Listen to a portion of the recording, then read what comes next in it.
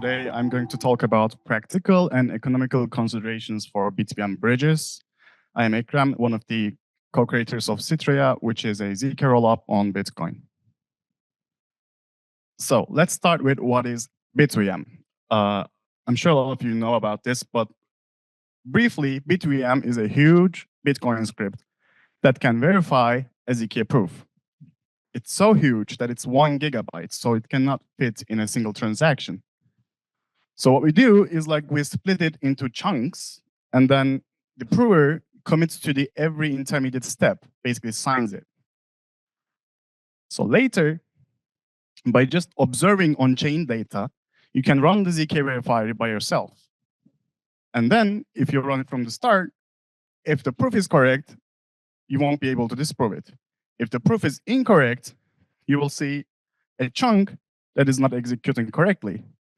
And that chunk script, basically all the scripts in this verifier, is put in a taproot address. So it's like a leaves of a big Merkle tree. And then in a single transaction, you can basically disprove it. So the BitVM code is done. We finished with a BitVM alliance. Around 5-6 companies worked on this, and it's done. So here are some numbers. Putting a proof on chain, it takes 2 megabytes. Disproving it, it depends on the chunk, but the maximum of these chunks are 4 megabytes. So it will be really hard to use this on chain, right? But yeah, we can do it, and it's practical now. So here's a block from testnet 4. We put it small. These orange blocks are assert transactions. We don't need to do the assert transaction in a single transaction. So as you can see, it's half of the block. It's 2 megabytes. And this pink square is a disprove transaction. Actually, this is the smallest disprove transaction we have. In the real world, it will be the whole block, basically. So yeah, BitVM bridges. So there are some things that BitVM bridges only work with constant denominators. In our case, we use 10 BTC. We cannot use a lower amount because there are some limitations. If we could have 100 BTC, it would make our job a lot easier, but it's becoming impractical in that case. It's first in, first out. First deposit goes to first withdrawal, and the second deposit goes to second withdrawal. And the funds stay in an N of N multisig, meaning that if at least one of these signers are honest, none of them can steal. So yeah, here's the first deposit. Second deposit comes on top of it. And first withdrawal goes out from the first deposit. So there are 5 actors: signers, operators, watchtowers, challengers, and users. So signers, they form this N of N multisig. They sign a bunch of pre-signed transactions at the time of deposit, and they basically delete their keys. So this is the key deletion covenant. Operators are, at the time of withdrawal, they front cover withdrawals, and they get reimbursed after 2 weeks by doing this BitVM game. Watchtowers are basically challengers, but it's a permission set that can challenge a malicious operator. I will get into that. Challengers can be anybody. They just provide some liquidity first to challenge the operator, and if they win, they get their money back. And users are who do deposit and withdrawals.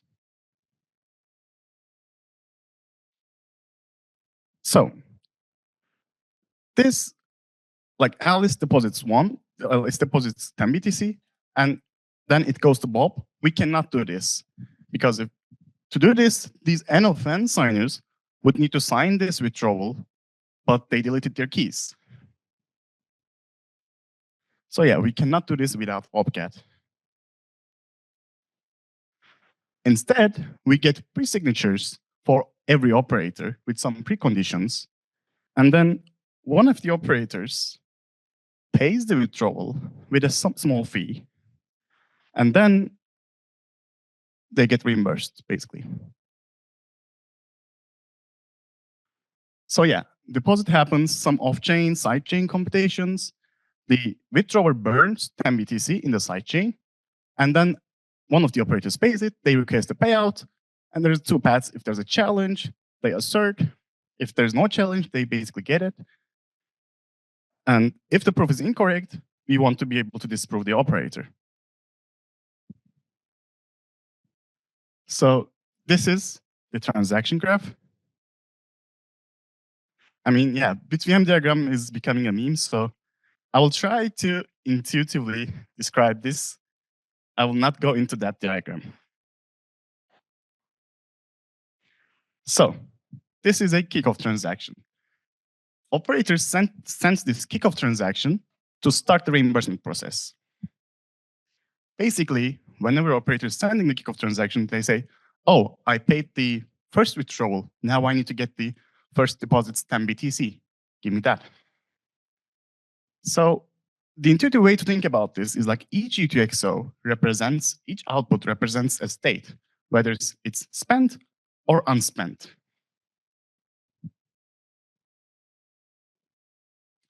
So we will name these UTXOs. The second output is the finalizer connector.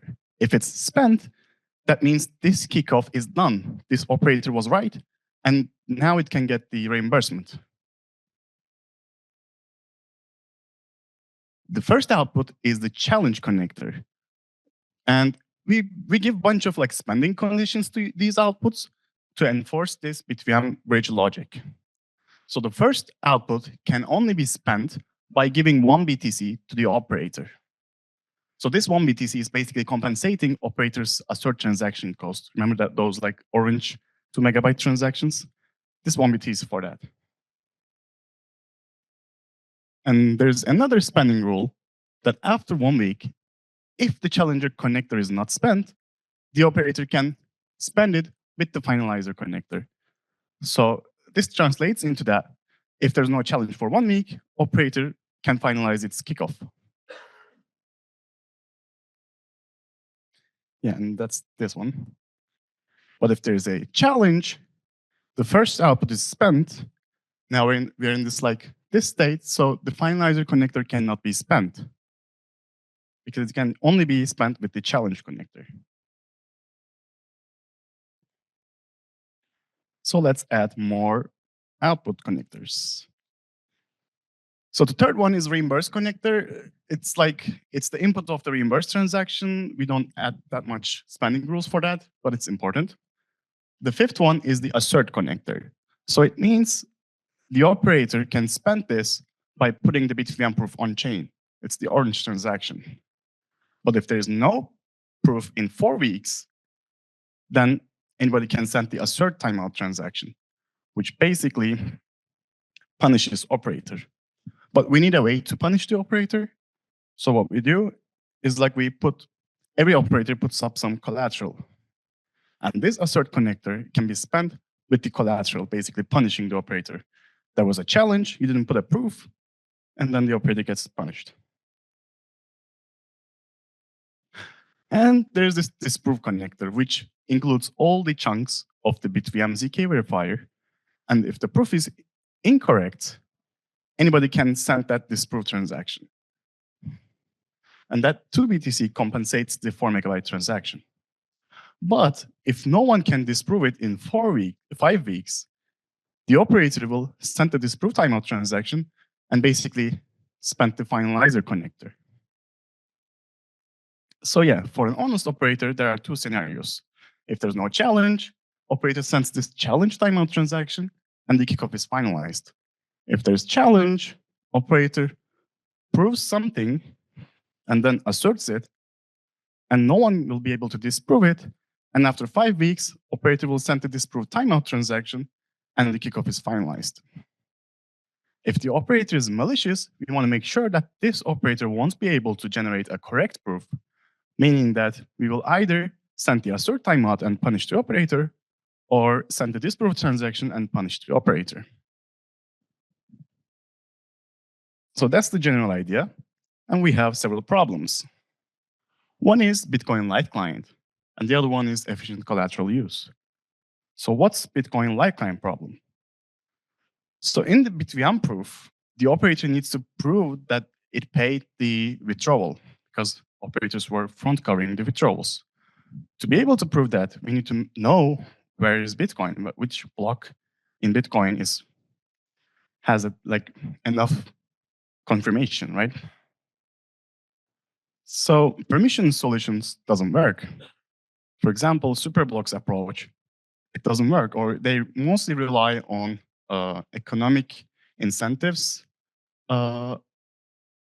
or there are some permission solutions, but one with around 30% of the hash rate can basically steal it. So we went with the permissioned approach. So the remaining outputs in the kickoffs are separated for watchtowers. So every watchtower can spend its own output by signing a longest chain proof. This longest chain proof proves that there is a valid Bitcoin header chain with the total work this much. And the good thing is, these longest chain proofs are only 144 bytes. They're small. And it becomes practical this way. So the bridge proof needs to verify all the acknowledged watchtower challenges, and operator has to come up with a longer chain. So if operator was trying to lie about Bitcoin and trying to prove something about an invalid Bitcoin block, watchtowers will provide a proof that has the canonical chain's total work, and the operator won't be able to come up with a header chain that has a larger block, because like the Bitcoin consensus, it's like the heaviest chain, right? So that's basically our Bitcoin Light Client. So what's the efficient collateral use? So those two Bitcoin collaterals, we ideally want this so that operators puts up once and they can use it every time. And yeah, why we use two Bitcoin? It's because we don't know when it will be used. Like 2 years later, maybe fees will go high and 2BTC won't be enough to pay the disprove transaction. I did some analysis and looked up for every time period of Bitcoin. And if we set it like 7 days, in the history of Bitcoin, you would be able to send a disprove transaction only by paying 0.3 Bitcoin. So 2 Bitcoin is like a good threshold, I would say. But yeah, Bitcoin fees are unpredictable. So to efficiently use this 2BTC collateral, we introduce round transaction. You can think of this round transaction as like bullets. So every round transaction, you have like 3 bullets. Each you can use to create kickoffs. So if operator paid 2 withdrawals after this round transaction, operator can start 2 kickoff transactions in parallel. And if the operator doesn't want to use the third kickoff connector, it can basically spend it. So the thing is, the operator needs to make sure that every kickoff is finalized before sending the next transaction. So before reloading, the operator needs to make sure every kickoff is finalized, basically. And then operator sends this ready to reimburse transaction. So if a kickoff is not finalized and the operator sends this ready to reimburse transaction, then the operator gets punished. So that's why we wait 1 week after sending the ready to reimburse transaction. And as you can see here, the next round transaction has some additional outputs, which we call them reimburse connectors. And those will go to the reimburse transaction. So operator, only after sending the next round transaction, can get the reimbursements. And after getting the reimbursements, operator can use those funds to front cover the withdrawals of this next transaction, next round, basically. So we looked at wrap BTC and how much withdrawal going to be happen in our rollup. So above the 0 line are basically withdrawals. I gapped them between 1 week periods. And sadly, for example, the top was For a week of period, there was total of 22,000 Bitcoin burns in wrap BTC. So in our case, this translates into our bridge should be able to handle 2,000 withdrawals. And also, the total supply, total mint of wrap BTC is around 400 Bitcoin, meaning that if you were to be a wrap BTC, our bridge should be able to handle 4,000 withdrawals. So what we do is like we add a bunch of Kickoff connectors for every round transaction. For example, with this round transaction, operator can handle 500 withdrawals in parallel with a single 2 BTC collateral. And we do this for every round, and let's say we have 300 rounds. But there's a problem.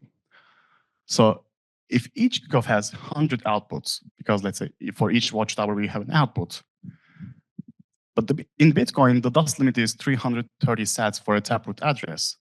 So to be able to send this Kickoff transaction, the input must be 100 times 330 sats.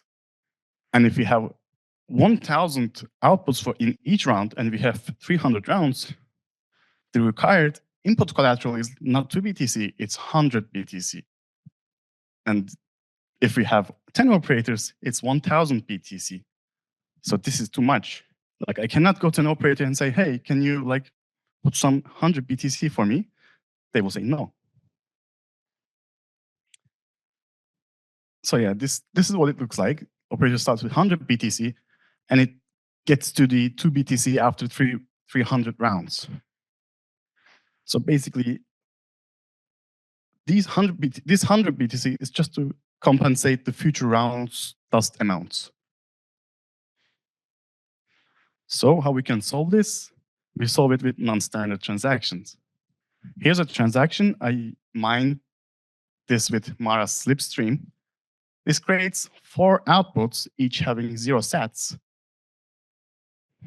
And yeah, with this, we can start with 2 Bitcoin collateral.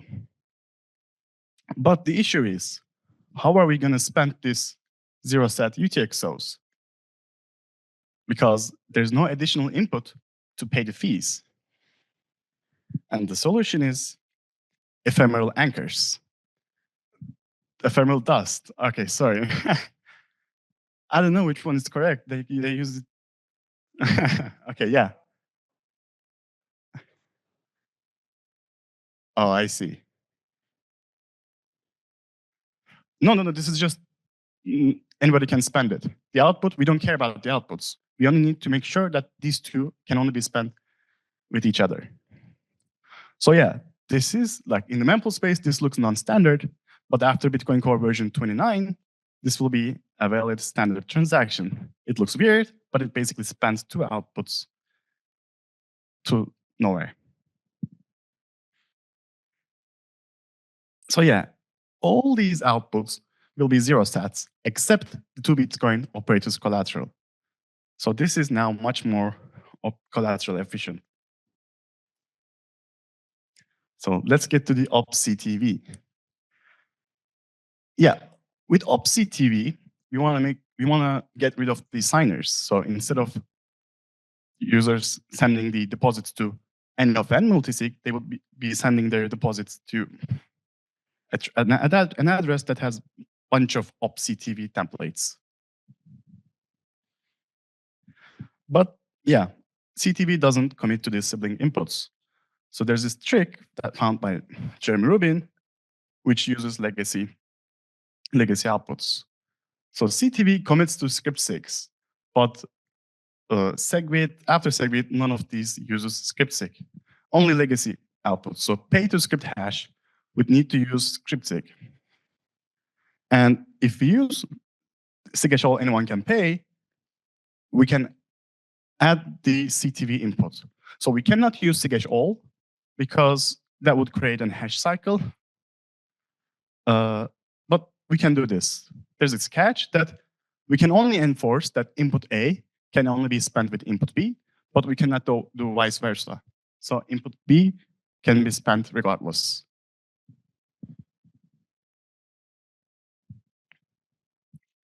So yeah, in this case, we make this finalizer connector of CTV, and we make this challenge connector pay to script hash, so that after 1 week, when operator is sending challenge timeout, it needs to make sure that the challenge connector is included.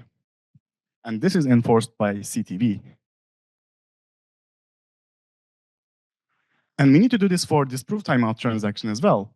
But we have to use taproot in the disprove connector because we store all the BitVM scripts in a taproot. So the solution is this adapter transaction trick. So first, we will convert a taproot output to a pay to script hash output, and then we will do the trick.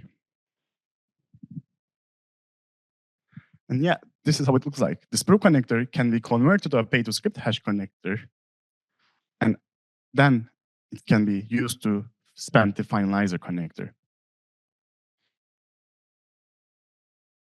So in Developing Bitcoin, I posted the full graph. Check it out. And lastly, of checksig from stack. There are a lot of use cases that combine checksig from stack with CTV, but only with checksig from stack, we can reduce the assert transaction size by 10x. So from 2 megabyte, it will be 200 kilobyte. Because in the assert transactions, we use Winternitz checksig, and they are using a lot of hashes. But this one, we can use Schnorr. And that was it. Thank you for listening.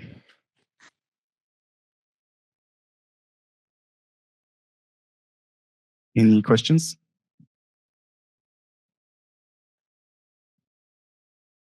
It's coming.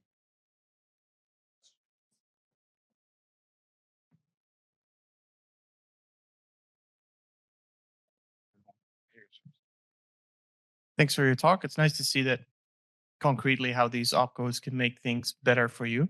I felt some pain when I saw P2SH, legacy P2SH coming back. What do you need to kill that? Can you repeat the question? What do you need to get rid of the P2SH legacy ward? So after CTV, if TX hash is like CTV upgraded to TX hash, then we can get rid of the pay to script hash. I know it's ugly, like using pay to script hash, those tricks, it's ugly, but it kind of works. But TX hash sort of fixes that for you. Yeah. Yeah.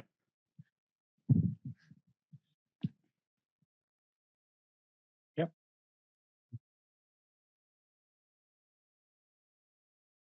What are some common sense ways of reducing that disprove transaction size down to make it standard relayable? Like other consensus things that you can think of. I don't want to like reduce its size. Like, are you? I do. I do. I also do. But like the most important thing is the size of assert transactions, because that's what's limiting the withdrawal throughput. Because operator needs to be able to defend itself when there's challenge. But we only need to use disprove transaction only once per operator. Because after you disprove it, you just break the chain of round transaction, and that's it. That's the beauty of it. Like we will only use it with the number of operators. So it's very infrequently going to be used. Is that the argument? It will never be used. Never be used? Okay. Yeah. They'll go talk to mempool or something. And yeah. Okay. Fair enough. Yeah.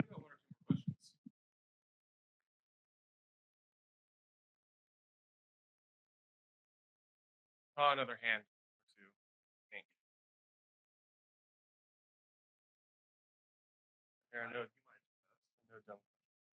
All right. I heard there's only dumb questions. And maybe it was just asked and I didn't even understand it, but you're mentioning earlier about ephemeral dust or ephemeral anchors being able to reduce the total, I guess you'd call it a deposit. So instead of it being like 1,000, the example is like, now we're going like, hey, your collateral per operator can be much lower. Was this sort of address what's making it still your number being pretty seemingly being 2 Bitcoin per operator? Mm-hmm. Is there a reason it has to even be that high? Oh, 2 Bitcoins. 2 Bitcoin for collateral per operator. That's what you're. Yeah, that's for compensating the disprove transaction, which is 4 megabytes. That 100 Bitcoin was coming up from the like cumulative dust outputs. So what? Okay, so you want to overstake the collateral in case like fees go up, so you can publish that disprover transaction. is sort of the idea.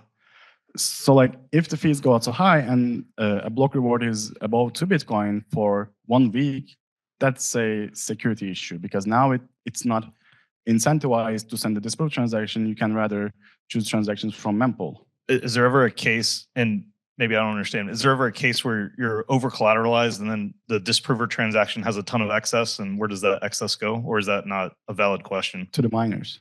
Okay, so the excess would just go to the miners? Okay. Let's give it up for Ekrem. Thank you. Good job.